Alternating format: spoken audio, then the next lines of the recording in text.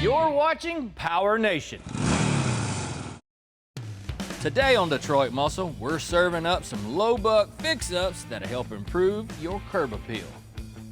We're going to install some glass and polish up the trunk for a touch of class.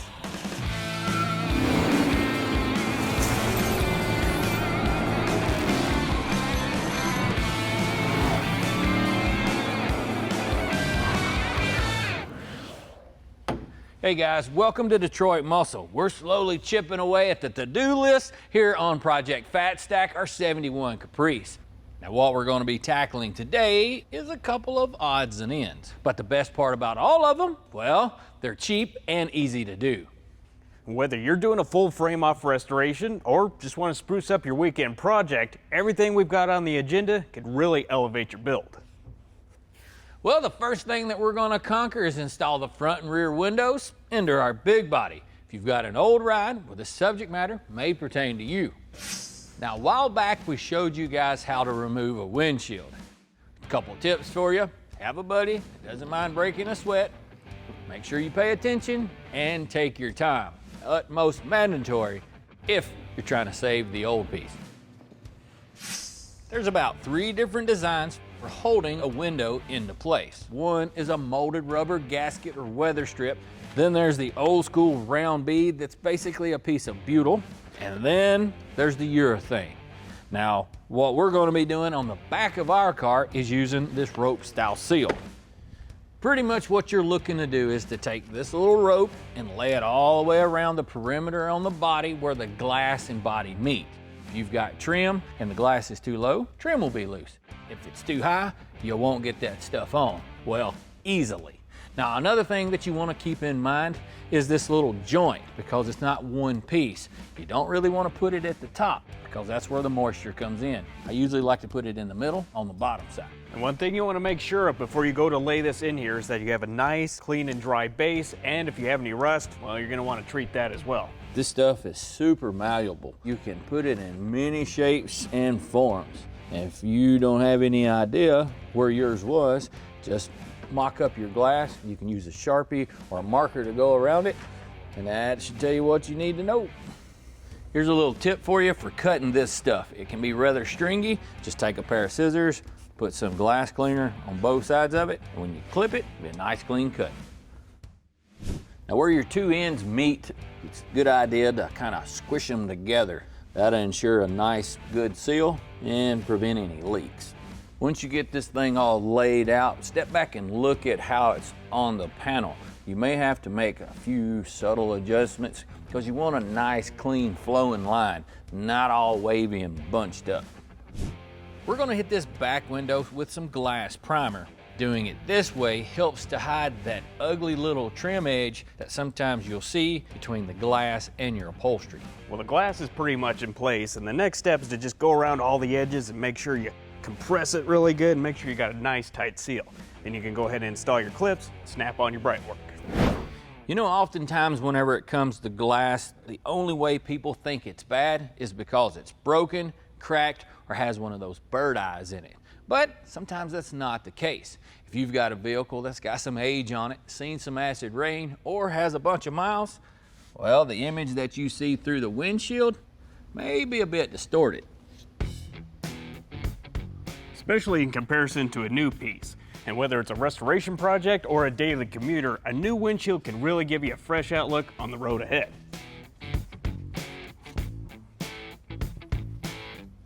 Now in the back we used what a lot of people would refer to as the old school method, using that soft butyl. However, in the front we're going to be shifting gears a little bit and using what is known as the glue-in method, using some professional grade urethane. And the steps involved are relatively the same in the sense that we're going to be using our primer again, except for instead of using it for aesthetics, it's actually a required step. Not only do you have to put it on your windshield, but on the body as well. Now as far as tools go, all you're really going to need is a semi-automatic caulking gun and an able-bodied buddy. But first things first, we're going to go ahead and lay down some primer. Timing is everything when you're applying glass primer. You want to take your time and lay it down in a nice even coat. Also, you have to give this stuff time to flash before you set the glass.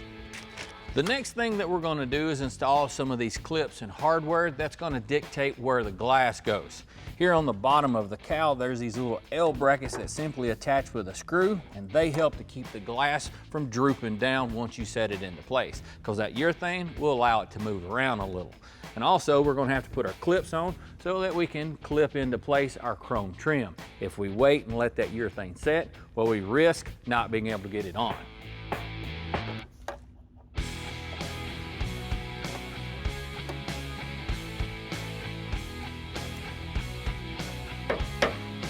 Well, now it's time to glue. I've got a little trick that I want to show you on how to trim this tip so that it makes applying this urethane a lot better.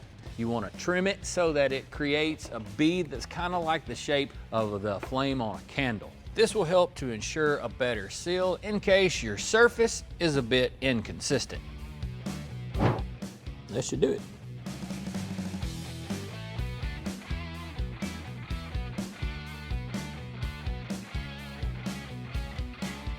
I think you might have gave me the heavy side. Don't steady it yet.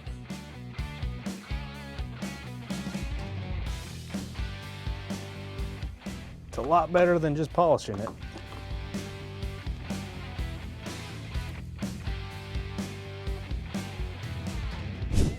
You know, Joe, I'm always amazed at how much better a project or a build looks with new glass in it. Yeah, well, clearly, proof is in the pudding. I'm much more of a pineapple upside down cake kind of person. Coming up, we're going to get the junk out of this trunk. We're continuing our low buck fix-ups on Project Fat Stack. Now we're shifting our focus to the tail end of our big body, and usually in this area, a little bit of TLC goes a long way. You guys are probably familiar with that old saying, the devil's in the details. And whether you're doing a full-blown restoration or just sprucing up your weekend cruiser, sometimes there are certain areas and aspects of a build that can go overlooked. For 50 years old, the trunk pan is in pretty solid shape. However, in comparison to the rest of the car, it's a little bit ugly. But for less than $100 and a few hours of your time, you can easily simulate that showroom look. To complete this task requires only a few basic tools. A scraper like this works well for removing any of that old insulation or even seam seal. From there, you can work your way up to a wire wheel or even a crud buster. But first things first, we want to try and keep our paint job out of harm's way, so we're going to mask everything off before we get started.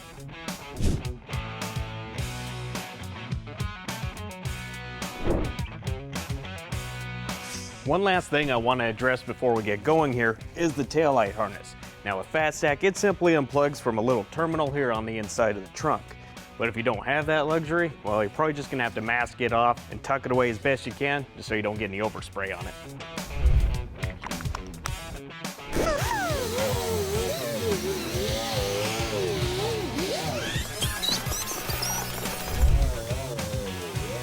Well guys, the trunk pan is in great shape, other than some surface rust and bare metal spots that we will treat with some rust preventative and black epoxy primer. Now, one more thing I want you to take a look at before you move on is your factory seam sealer. If it's dried, cracked, or rotted, or simply missing, well, you're going to want to fix that before you move on to your top coat. But for now, everything's looking pretty good, so we're going to move on to the next step, cleaning. While Joe's busy being a trigger man, I'm going to refurbish some of the old components that we're going to be installing a little later on. Now we're going for aesthetics and function here in our restoration project. Now, so that means I've got to address the wiring harness. Now one of the first things that you'd want to do is to make sure that you don't have any chafe spots or broken wires. I've looked at this stuff and it's in pretty good shape. So now we're ready to move on to make this thing pretty. First thing we're going to do is kind of slather this thing in some concentrated solution, what we normally call brake cleaner. Now with this stuff, if you're working with a wire that could have either some printed white lines or even letters on them, you may not want to use this stuff because it can remove that. But in our situation, we're trying to brighten up the colored wires and basically get this thing clean. Now this kind of work is extremely tedious, but it's a good bang for your buck. You may have noticed that I didn't tape off all of my individual wires. If you'll just kind of pay attention with your rattle can, you should be okay. And if you were to get a little on there, just use some more of your cleaner and it'll wipe right off. Now, if you're planning to rework your harness, you may need to do some inspecting on it before you get started. Not every harness is wrapped with what you consider electrical tape. Sometimes you'll have them that instead of it being plastic tape, it's actually fabric, and then others, it's no adhesive at all. From what we started with to our end product, dramatic difference. Now let's adjust the lighting to see how our bulbs are working. Left turn, right turn, parking lights, and back up. Definitely gonna need some bulbs.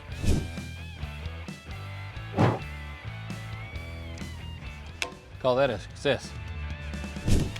Well, it looks like our epoxy's finally flashed off, so we're gonna spray on our spatter paint, call this thing done. This spatter paint is a must for any worthwhile restoration. It's going to elevate our trunk band to be on par with the rest of the car. Keep in mind, you'll probably need to lay down a few coats in order to get the final finish that you're going for. Our trunk's starting to look really nice, and it'd be a shame for all that effort to go to waste by not simply replacing the trunk weather strip. So we're going to be using this one that we got from Steele Rubber Products. Now, a while back, we had a friend of ours, Danny, stop by back when this car was in primer. And what I noticed is people who've spent a ton of money restoring their car and have a cracked vent window seal, or the window felts are all falling apart. Just changing that up makes a huge difference as far as looks go. People will spend money on chrome, spend money on paint and cool parts, and Put the old glass back in. Put the old stuff back in it. And I can understand some of it is availability and that you might have to reuse or find a really nice original part, but luckily you guys make 90% of the stuff that's on this car when it comes to that thing. That you can really elevate a build no matter what it is, just to that attention to detail, just, you know, and you know, my suggestion is don't buy Weatherstrip until the car's painted. Now, I put in a few sets, but I'm gonna ask you if there's a tip or trick you've got for actually installing that little weather strip that goes from the front glass to the back glass.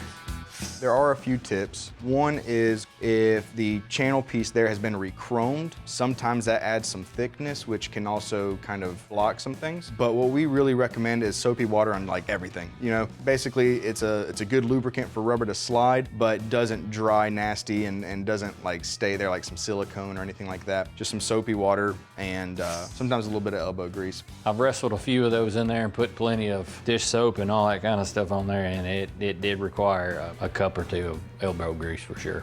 One of the nice things about Steele Rubber Products is we have all those tools and molds in-house. So that's one of the things that we work really hard on, is making sure that any of those issues get resolved. You know, we want it to be just like it was or better. Up next, we give a unique Ford a fair shake. We've been getting our fair share of comments on Fat Stack as we keep inching closer and closer to the finish line. And that could be because it's kind of a unique build. So with that said, we've got another ride that we want to shed some light on that's in a lane all of its own. There is nothing quite like the feeling of turning and burning through the gears on a classic piece of Detroit muscle, especially if it's a ragtop. Feeling the wind whipping through your hair, the sunshine hitting your face, makes it hard not to smile when that engine opens up mile after mile. This pristine 67 Fairlane GTA is an iconic blue oval that definitely has left its mark on automotive history. The Fairlane first hit the road in 1955 as a full-size car, but shrunk to a mid-size in '62, filling the gap between the compact Falcon and the massive Galaxy. Ford wanted to take on the mighty GTO, so in '66, they redesigned the Fairlane, enlarging the engine bay and dropping in a big block V8 for the first time. This 67 has a 394 barrel, which can belt out 320 horses. It uses a cast iron manifold and features the same hot cam and valve train as a 428 Cobra jet. Fairlanes came in a wide range of packages, including the 500, the XL, the GT, and the GTA. The GTA was virtually the same as the GT, except the A meant that it was an automatic. The Select Shift Cruise-O-Matic gave you the best of both worlds. It functioned like an ordinary automatic for everyday driving, or for extra control, you could use it like a 3-speed and shift it from first to second to drive. GTAs came with power front disc brakes, blackened out grille treatment, wide oval tires with deluxe wheel covers, bucket seats, and plenty of badges and stripes. Power domes replaced hood louvers this year and had integrated turn signals. The 289 V8 was standard with a 2 and 4 barrel 390 as an added option. 67's got a slight makeover from the 66 models. The grille got 3 vertical crossbars and a crest was added in the center as well as on the rear. Taillights also got a new stack design to match the headlights. To lower the top, first you had to unzip the glass rear window and lay it flat. Then you let the car do the rest. The GTA held its own against the more powerful muscle cars like the 442 and Chevelle, but it couldn't quite top the GTO unless that Tiger was an automatic.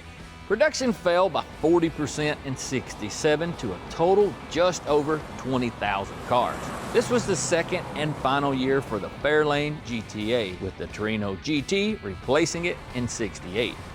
The GTA's limited production life and status as the first of the big block Fairlanes make it highly collectible today. This green go-getter is definitely an eye-catcher, and seeing it rip up the roadways gets me excited for when we finally roll out our '71 Caprice. Coming up, we get our big body back in line.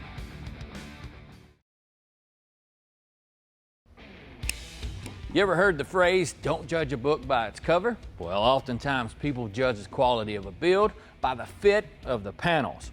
People spend hours upon hours to achieve that perfect paint paddle or 1/8 inch gap on all your door jambs, hood, and so on. With our car already being painted, we can only do so much, but we're looking for perfection. If your ride's finished, well, you may be able to apply some of the procedures that we're about to go through to add a little bit more curb appeal or a bit more refinement to your pride and joy.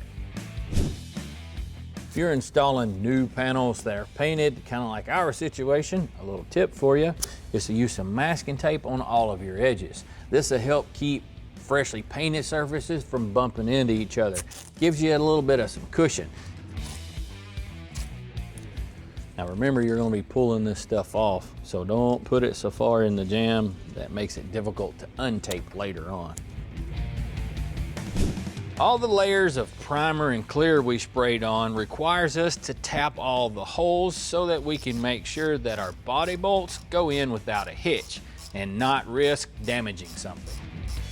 Doing this will leave you with some nasty layers of shavings that you'll be tempted to wipe off by hand. Best thing you can do here is to use an air blower so you can remove all that without screwing up your paint job. Take your time when roughing in the panels. You don't want to over tighten anything that may bust up your paint or bend something. That'll require more work for you to straighten up later. As I've said before, we're going for perfection. Slow and steady is the way to go.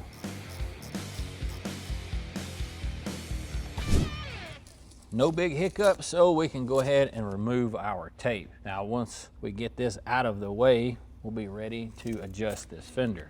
Now, this fender has quite a bit going on with it. It has a C shape or crescent shape that runs front to back. It's got a convex concave surface and 3 or 4 body lines that need to be lined up with it.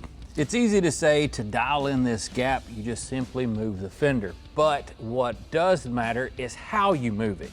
For instance, this car has a body line that runs the length of the car. You don't want this body line to kind of hit to this point if you just matched up here, and then once it hit the fender, looks like it's drooping, because that would tell you that the front of the fender needs to go up. Now, with that said, also, you would assume that if it's drooping, that this part of the fender would be too tight at the bottom. But what you can run into is sometimes these can be kind of flexed, and you'll see that at the car show whenever this part of the fender is touching the rocker, but out front, it's kind of hanging down. That's usually a sign that the fender's too low in the front. Now another thing is, since this body line is C-shaped, the left and right movement of the nose, well, can also affect the gap here. It'd be tight here, way wide up there if the front of the fender's too far to the driver's side. What I like to do is kind of manhandle this thing into place to see if you can get it to look really nice. If you can, it's usually a really good sign. So now we just need to put some of these body shims under these mounting points so that we can dial in our fit. Now, as I just mentioned how you move the fender around, I put 3 shims under this bolt on the top of the cowl, trying to get the top of the fender to match the top of the door. I had to take this bolt out that goes on the front of the cowl to get it to come up high enough. So that tells me that what really needs to happen is the front of the fender needs to go down so that it can pivot and lift this part of the fender up. Takes a little time and you gotta play around with it, but just stay after it and you'll get it dialed into perfection.